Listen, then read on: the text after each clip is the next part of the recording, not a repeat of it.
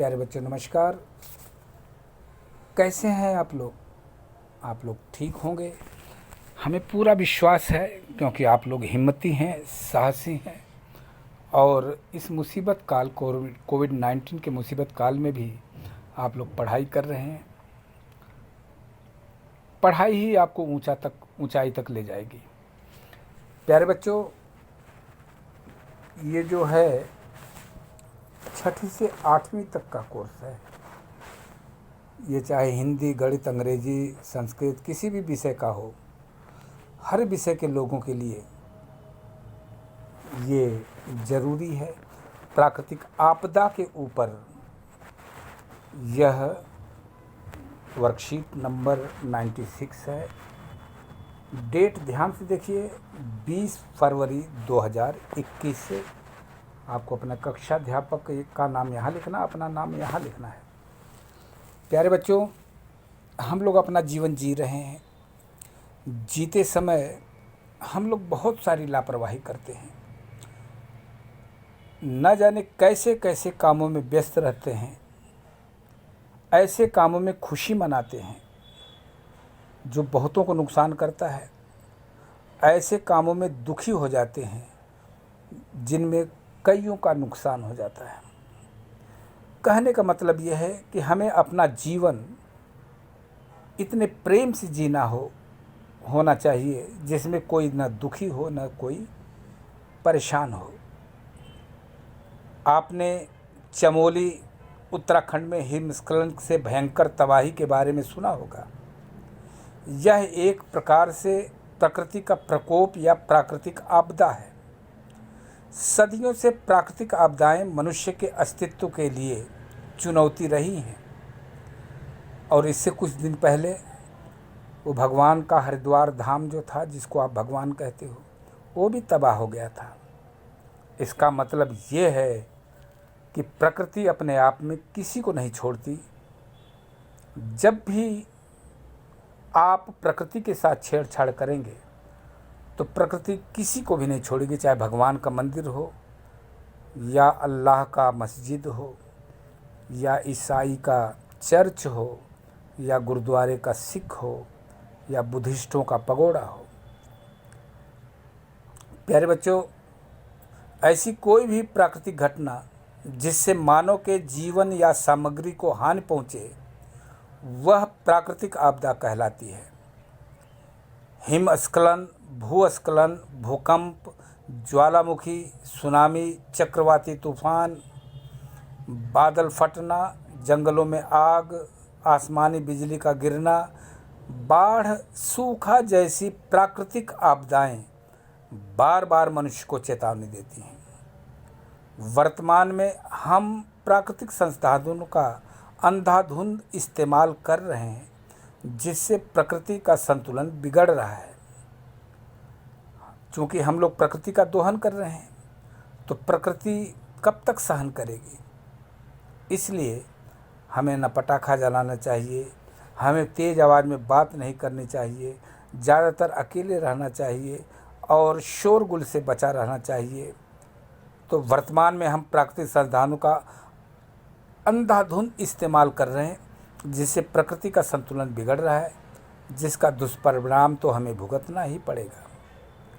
नीचे दिए गए चित्र के सामने प्राकृतिक आपदा को लिखिए तथा उससे बचने के उपाय अपनी समझ से लिखिए। देखिए, ये चित्र दिया गया है। इस चित्र को देख करके आप क्या अनुमान लगाएंगे? ये भूस्खलन है। भूस्खलन यहाँ लिखना है बच्चों। भूस्खलन हो रहा है। भूस्खलन क्यों होता है? भूस्खलन है या फिर हो सकता है बाढ़ आ रही है, लेकिन ये भूस्खलन का ज़्यादा मालूम हो रहा है। ज़मीन टूटती है। और ज़मीन क्यों टूटती है? क्योंकि हम ज़मीन को बहुत ज़्यादा तंग कर रहे हैं, परेशान कर रहे हैं। इस तरह से हम खुदाई करते हैं कि वो मिट्टी बह जाती है। मिट्टी बह जाने से भूस्खलन हो जाता है। तो हम सबको बहुत ही सतर्क रहना चाहिए। अब जीवन जीने के लिए। प्रश्न देखिए दूसरा क्या है, चित्र क्या है दूसरा, ये सुनामी जैसा कुछ वेव्स है, सुनामी जैसा वेव्स के बारे में यहाँ लिखिएगा। प्यारे बच्चों, सुनामी लहरें ज्वालामुखी फटने, ज़मीन धंसने या अन्य कारणों से होता है। इसका अंदाज़ा नहीं लग पाता। सुनामी से बचने के लिए हमें समुद्र से दूर रहना चाहिए, क्योंकि सुनामी आती है इसलिए क्योंकि ज्वालामुखी फटता है या ज़मीन धंसता है। तीसरा वेव्स देखिए, कुछ सूखा जैसा दिख रहा है, बंजर ज़मीन है, मिट्टी में दरार पड़ी हुई है। यह बंजर ज़मीन दिखाई दे रही है जब ज़्यादा गर्मी हो और बारिश न हो तो सूखा हो जाता है। ये लिखना है आपको, यहाँ लिखना है, सूखा हो जाता है। मिट्टी में नमी की कमी से ऐसा होता है। अगर पानी मिलता रहे तो मिट्टी में नमी रहेगी और इस तरह सूखा के हालात नहीं बनेंगे। इसके लिए हमें पेड़ पौधे ज़्यादा से ज़्यादा लगाना चाहिए। हम परिवार बढ़ाएं ये ज़्यादा ज़रूरी नहीं है, पेड़ पौधे ज़्यादा लगाएं ये ज़्यादा ज़रूरी है। देखिए ये कौन सा चित्र है, पहचानिए। कुछ आग लगी है, ऐसा लग रहा है जैसे जंगल में आग लगी है।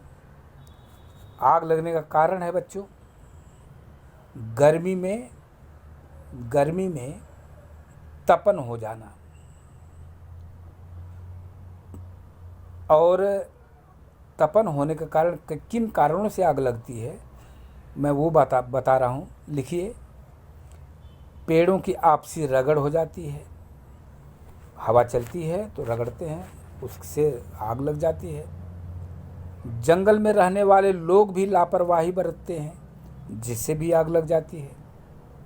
इससे बचने के लिए केवल उपाय ऐसा है कि सूखी लकड़ियों को या पत्तों को हम निकालते रहें, अलग करते रहें, तथा जो लोग वहाँ रहते हैं उनको सूझबूझ दिया जाए, सावधानी बरतने के लिए उपाय बताए जाएं जिससे आग न लगे।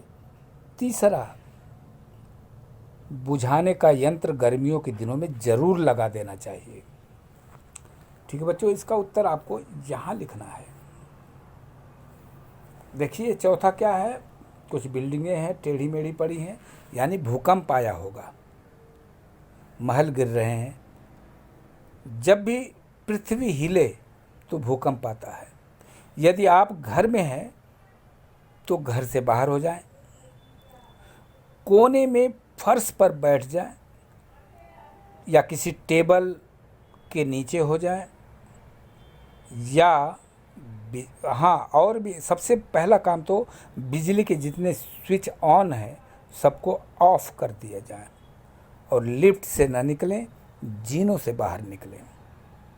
तो प्यारे बच्चों, ये हमने आपको सलूशन बताया है। ये सलूशन जेडी सॉल्यूशन के माध्यम से हमने आपको समझाया है। जेडी सॉल्यूशन को सब्सक्राइब करें, ज़रूर देखें, इसी में आपको सही उत्तर मिल सकता है। मैं शिवबचन प्रसाद बौद्ध सर्वोदय बाल विद्यालय विजन क्लब एक संदेश दे करके मैं जा रहा हूँ कि यदि इन बातों का ध्यान रखेंगे तो जीवन में कोई भी परेशानी नहीं आएगी।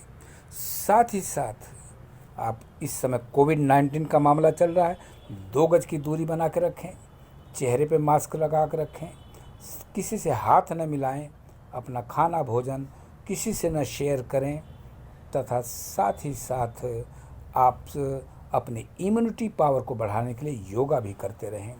इसी संदेश के साथ मैं शिवबचन प्रसाद बौद्ध पुनः आपसे जेडी सॉल्यूशन को सब्सक्राइब करने का अपील करते हुए विदा लेता हूँ। थैंक यू, नमस्कार।